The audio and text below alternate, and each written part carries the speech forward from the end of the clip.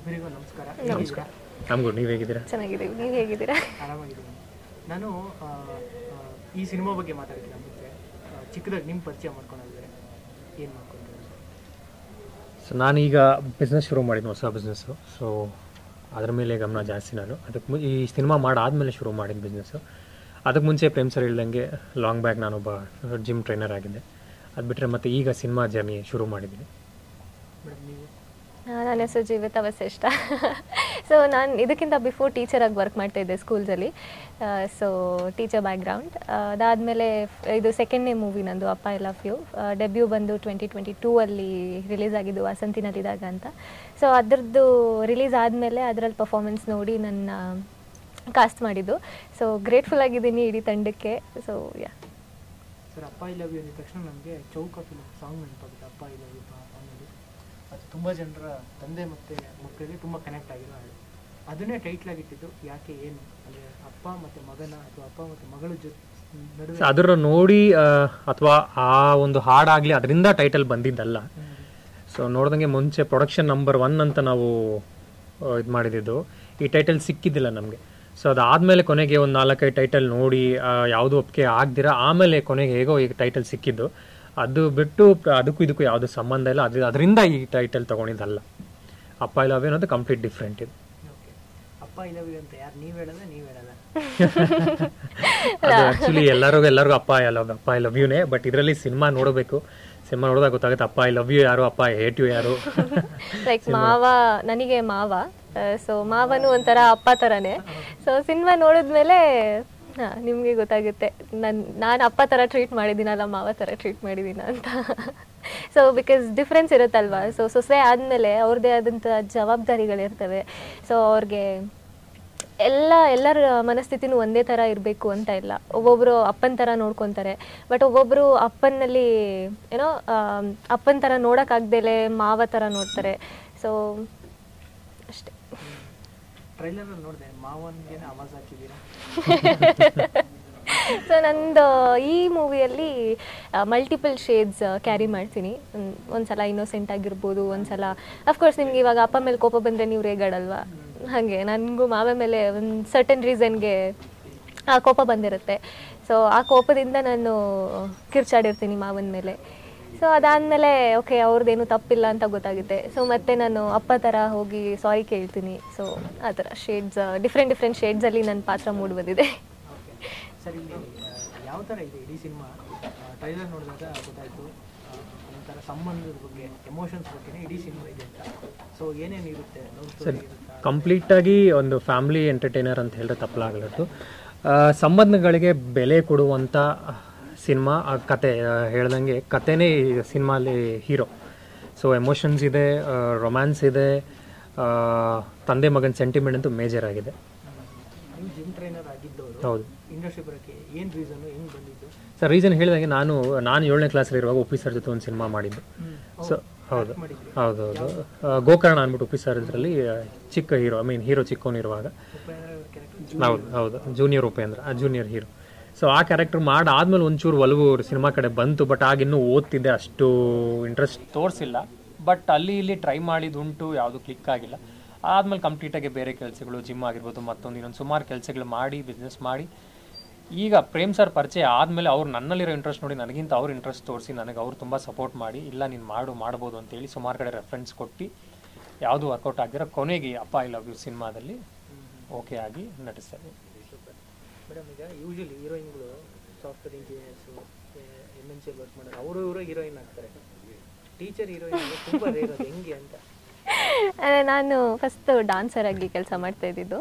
So basically ನಾನು dancer, dance teacher ಆಗಿ dance teacher ಆಗಿದ್ದೆ ಮತ್ತು ಪಬ್ಲಿಕ್ ಸ್ಪೀಕಿಂಗ್ ಕೂಡ ತೊಗೊಳ್ತಾ ಇದ್ದೆ. ಸೊ ಪ್ರೀ ಪ್ರೈಮರಿಯಿಂದ 10th ಹ್ಯಾಂಡಲ್ ಮಾಡ್ತಾ ಇದ್ದೆ ನಾನು.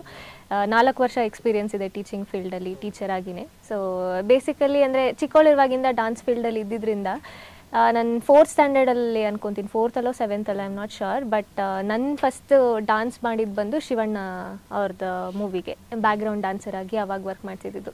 ಆಮೇಲೆ 9th ಡಾನ್ಸರ್ ಆಗೇ ಇದ್ದೆ. ಆಮೇಲೆ 10th ಬ್ರೇಕ್ ಆಯಿತು. ಅಫ್ಕೋರ್ಸ್ ಮನೇಲಿ ಬಿಡಲ್ಲ, 10th ಅಂದರೆ ಓದಬೇಕು ಅಂತ ಇರುತ್ತಲ್ವ. ಸೊ 10th ಬ್ರೇಕ್ ಆಯಿತು. ಅದಾದಮೇಲೆ BCom ಮತ್ತೆ ಡಾನ್ಸ್ ಫೀಲ್ಡಿಗೆ ಬಂದೆ. ಅದಾದಮೇಲೆ ಟೀಚಿಂಗ್ ಫೀಲ್ಡ್ಗೆ ಹೋದೆ. ಅಲ್ಲೊಂದು 4 ವರ್ಷ ವರ್ಕ್ ಮಾಡಿದೆ. ಸೊ ಹೀಗೆ ಆಡಿಷನ್ ಬಂತು ಒಂದಿನ, ಆಡಿಷನ್ ಕೊಡಿ ಅಂತ. ಸೊ ವೈ ನಾಟ್, ನಾನು ಟ್ರೈ ಮಾಡಬಹುದಲ್ವಾ ಅಂತ ನಾನು ಟ್ರೈ ಮಾಡಿದ್ದು. ಆಡಿಷನ್ ಸೆಲೆಕ್ಟ್ ಆಯಿತು. ಸೊ ಫಸ್ಟ್ ಮೂವಿ ಆಯಿತು. ಸೊ ಅದೇ ಇದರಲ್ಲಿ ರಿಲೀಸ್ ಆದಾಗ ಸೆಕೆಂಡ್ ಮೂವಿ ಸಿಕ್ತು. ಸೊ ಯಾಕೆ ಟೀಚರ್ಸ್ ಯಾಕೆ ಹೀರೋಯಿನ್ ಆಗಬಾರ್ದು ಅಂತ ಜಸ್ಟ್ ಬಂತು ಅಷ್ಟು ತಲೆಗೆ. ಬಿಕಾಸ್ ಎಲ್ಲ ಏನೋ ಫೀಲ್ಡಿಂದನೂ ಒಬ್ಬೊಬ್ರು ಬಂದಿದ್ದಾರೆ. ಸೊ ಟೀಚಿಂಗ್ ಫೀಲ್ಡಿಂದನೂ ಯಾರಾದರೂ ಬರಲಿ ಅಂತ ನಾನು ಬಂದೆ ಅಷ್ಟೇ. ಪ್ರೇಮ್ ಸರ್ ಅವರ ಕ್ಯಾರೆಕ್ಟರ್ ಏನಿರುತ್ತೆ ಅಂತ ಒಂದು ಗೆಸ್ಟ್ ಅಪಿಯರೆನ್ಸ್ ಥರ ಇರುತ್ತೆ. ಒಂದು ಮೇಜರ್ ರೋಲ್ ಪ್ಲೇ ಮಾಡಿದ್ದಾರೆ. ಸಿನಿಮಾ ಶುರುವಾಗೋದು ಅವರು ಆ ಕ್ಯಾರೆಕ್ಟ್ರು, ಪ್ರೇಮ್ ಸರ್ ಅನ್ನೋ ಕ್ಯಾರೆಕ್ಟ್ರು ಸಿನಿಮಾನ ಕರ್ಕೊಂಡು ಹೋಗುತ್ತೆ ಕೊನೆ ತನಕ. ಹೌದು, ಒಂದು ಮೇಜರ್ ರೋಲ್ ಪ್ಲೇ ಮಾಡಿದ್ದಾರೆ ಅವರು. ಸರ್ ಅವ್ರದ್ದು ಹೇಗಿರುತ್ತೆ? ಅಪ್ಪ ಮಾವ ಕ್ಯಾರೆಕ್ಟರು. ಸೊ ನೀವು ಟ್ರೇಲರಲ್ಲೇ ನೋಡ್ದಂಗೆ ತುಂಬ ಎಮೋಷನ್ಸ್ ಕ್ಯಾರಿ ಮಾಡ್ತಾರೆ. ಐ ಥಿಂಕ್ ನನಗೆ ಅಪ್ಪ ಕ್ಯಾರೆಕ್ಟ್ರಲ್ಲಿ ತುಂಬ ಕಾಣಿಸೋದು ಅಂತ ಅಂದರೆ ರಂಗಾಯಣ ರಘು ಸರ್. ಅವ್ರನ್ನ ಬಿಟ್ಟು ನಾನು ಇವಾಗ ಯಾರನ್ನೋ ಒಬ್ಬರನ್ನ ಇದು ಮಾಡ್ತಾಯಿದ್ದೀನಿ ಅಂತ ಅಂದರೆ ಅದು definitely tabla Nani sir. Because ಅಷ್ಟು ಚೆನ್ನಾಗಿ ಆ್ಯಕ್ಟ್ ಮಾಡಿದ್ದಾರೆ. ಲೈಕ್ ಇಮ್ಯಾಜಿನ್ ಕೂಡ ಮಾಡ್ಕೊಳಕ್ಕಾಗಲ್ಲ ಒಂದು ತಂದೆ ಪಾತ್ರನ ಎಷ್ಟು ಚೆನ್ನಾಗಿ ತೋರಿಸಿದ್ದಾರೆ ಅಂದರೆ. ನಿಜವಾಗ್ಲೂ ಅವರೆಷ್ಟು ಒಳ್ಳೆ ತಂದೆ, ಅದೇ ಆ ಎಮೋಷನ್ಸ್ನೇ ಫುಲ್ಲು ಕ್ಯಾರಿ ಮಾಡಿದ್ದಾರೆ. ಒಂದು ಮಾವ ಆಗಿರುವಾಗ ಅವ್ರದ್ದು ಎಮೋಷನ್ಸ್ ಆಗಿರಲಿ, ಅಪ್ಪ ಆಗಿರುವಾಗ ಅವ್ರ ಎಮೋಷನ್ಸ್ ಆಗಿರಲಿ, ಸಿಕ್ಕಾಪಟ್ಟೆ ಚೆನ್ನಾಗಿ ಕ್ಯಾರಿ ಮಾಡಿದ್ದಾರೆ. ನಾನು ನಿಜವಾಗ್ಲೂ ಬ್ಲೆಸ್ಡ್ ಅಂತ ಹೇಳ್ಬೋದು ಇಂಥ ಸೀನಿಯರ್ ಆ್ಯಕ್ಟರ್ಸ್ ಜೊತೆ ವರ್ಕ್ ಮಾಡುವಂಥದ್ದು. So I am so happy. Sir ಅಪ್ಪನ ಬಗ್ಗೆ ಸಾಂಗ್ ಇದೆಯಾ ಸಿನಿಮಾದಲ್ಲಿ? ಸರ್ ಇದೆ, ವಿಜಯ್ ಪ್ರಕಾಶ್ ಸರ್ ಹಾಡಿರೋದು ಸಾಂಗು, ಕಿನ್ನಲ್ ರಾಜ್ ಸರ್ ಅವ್ರು ಬರೆದಿರೋದು. ಆಲ್ರೆಡಿ ಯೂಟ್ಯೂಬಲ್ಲಿದೆ. ಅಪ್ಪನ ಬಗ್ಗೆ ಒಂದು ಸಾಂಗ್ ಇದೆ, ಚೆನ್ನಾಗಿ, ತುಂಬ ಚೆನ್ನಾಗಿದೆ ಸಾಂಗು, ಆಲ್ರೆಡಿ ಯೂಟ್ಯೂಬಲ್ಲಿ ಇದೆ. ಹೋಲ್ ಸಿನಿಮಾ ಪ್ರೊಸೆಸ್ ಹೆಂಗಿತ್ತು? ನನಗೆ ಫಸ್ಟ್ ಟೈಮ್ ಅಲ್ವಾ, ಇಟ್ ವಾಸ್ ಒಂಥರ ಒಂದು ಹೊಸ ಎಕ್ಸ್ಪೀರಿಯೆನ್ಸು. ನಾನು ಅದನ್ನು ಅನುಭವಿಸ್ತಾನೆ ನನಗೆಲ್ಲೂ ಕಷ್ಟ ಆಗಲಿ ಅಥವಾ ತೊಂದರೆ ಆಗಲಿ ಎಲ್ಲೂ ಅನಿಸಿಲ್ಲ. I was enjoying it. ನನಗೆ ಬೇಕು ಈ ಸಿನಿಮಾ ಆ್ಯಕ್ಟಿಂಗ್ ಕೆಲಸ ಬೇಕು ಅಂತ ಬಯಸಿ ಬಂದವನು ನಾನು. ಸೊ ನನಗೆ ಐ ವಾಸ್ ಎಂಜಾಯಿಂಗ್ ಇಟ್. ಚೆನ್ನಾಗಿತ್ತು, ಒಳ್ಳೆ ಎಕ್ಸ್ಪೀರಿಯೆನ್ಸ್. ನನಗೆ ಸಿಕ್ಕಾಪಟ್ಟೆ ಖುಷಿ ಕೊಟ್ಟಿದ್ದು ತಂಡ ಇದು. ಬಿಕಾಸ್ ನಾನು ಯಾರ ಜೊತೆನಾದರೂ ಅಟ್ಯಾಚ್ ಆಗಿಬಿಟ್ರೆ ಬಿಟ್ಟು ಹೋಗೋಕ್ಕೆ ಮನಸ್ಸಾಗಲ್ಲ. ಸೊ ನಾನು ಸೆಟ್ಟಿಂದನೂ ಶೂಟ್ ಮುಗಿದ್ಮೇಲೆ ಅಯ್ಯೋ ಹೋಗ್ಬೇಕಾ ಮನೆಗೆ ಅಂತ ಬೇಜಾರಲ್ಲೇ ಹೋಗ್ತಾಯಿದ್ದೆ ಪ್ರತಿದಿನ. ಬೇಕಂದರೆ ನನಗೆ ಅಲ್ಲೇ ಚಾಪೆ ಹಾಸ್ಕೊಟ್ಬಿಟ್ಟು ಇಲ್ಲೇ ಮಲ್ಕೊಳಮ್ಮ ಅಂದಿದ್ರು ಮೇ ಬಿ ಮಲ್ಕೊಂಡ್ಬಿಡ್ತಾ ಇದ್ದೆ. ಅಷ್ಟು ಇಷ್ಟ ಆಗಿದ್ದು ಸೆಟ್ ಇದು. ಬಿಕಾಸ್ ಪ್ರತಿಯೊಬ್ಬರೂ ಲೈಕ್ ಡೈರೆಕ್ಟರ್ ಇರ್ಬೋದು, DOP ಇರ್ಬೋದು, ಕೋ ಆರ್ಟಿಸ್ಟ್ ಇರ್ಬೋದು, ಪ್ರತಿಯೊಬ್ಬರು ಅಷ್ಟೇ ಕಂಫರ್ಟ್ ಝೋನ್ ಕೊಟ್ಟಿದ್ದಾರೆ, ಅಷ್ಟೇ ಚೆನ್ನಾಗಿ ಟ್ರೀಟ್ ಮಾಡಿದ್ದಾರೆ. ಲೈಕ್ ಮನೆ ಮಗಳ ಥರ ಟ್ರೀಟ್ ಮಾಡಿದ್ದಾರೆ. ಸೊ ತುಂಬ ಖುಷಿ ಕೊಟ್ಟಂಥ ತಂಡ ಅಂತ ಅಂದರೆ ನಿಜವಾಗ್ಲೂ ತಪ್ಪಾಗಲ್ಲ.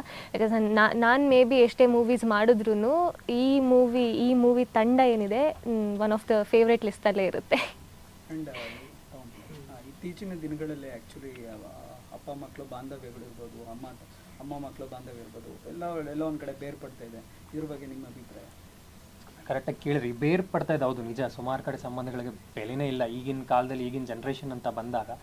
ಸೊ ಅಂಥವ್ರು ತಂದೆ ತಾಯಿ ಫುಲ್ ಫ್ಯಾಮಿಲಿ ಸಮೇತ ಬಂದು ಸಿನಿಮಾ ನೋಡ್ರೆ ಖಂಡಿತವಾಗ್ಲೂ ವಾಪಸ್ ಹೋಗ್ತಾವ್ರೇನೋ ಅಂತ ತೊಗೊಂಡು ಹೋಗ್ತಾರೆ. ಅಂಥ ಒಳ್ಳೆ ಮೆಸೇಜ್ ಇರೋ ಅಂಥ ಒಂದು ಸಿನಿಮಾ ಅಂತ ನಾನು ಹೇಳಕ್ಕೆ ಇಷ್ಟಪಡ್ತೀನಿ.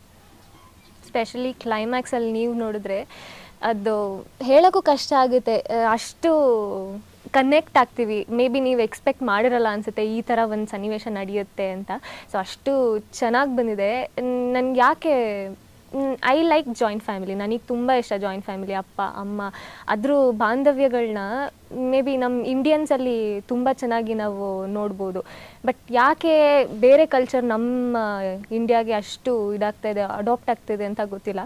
ಬಟ್ ಕೇಳ್ಕೊಳ್ಳೋದಿಷ್ಟೇ, ಜಾಯಿಂಟ್ ಫ್ಯಾಮಿಲಿನ ಎಕ್ಸ್ಪೀರಿಯನ್ಸ್ ಮಾಡಿ ಅಷ್ಟೇ. ಬಿಕಾಸ್ ಈ ಥರ ಬಾಂಧವ್ಯ ಆಗಲಿ, ಈ ಥರ ಪ್ರೀತಿ ಆಗಲಿ ನಾವು ಮತ್ತೆ ಬೇರೆಲ್ಲೂ ಎಕ್ಸ್ಪೆಕ್ಟ್ ಮಾಡೋಕ್ಕಾಗಲ್ಲ, ಬೇರೆಲ್ಲೂ ಎಕ್ಸ್ಪ್ರೆಸ್ ಮಾಡೋಕ್ಕೂ ಆಗಲ್ಲ. So joint family. ಈಗಿನ ಜನ್ರೇಷನಲ್ಲಿ ರೆಸ್ಪೆಕ್ಟ್ ಅನ್ನೋದು ಕಡಿಮೆ ಆಗುತ್ತೆ, ಬೆಲೆ ಕೊಡೋದಿರ್ಬೋದು.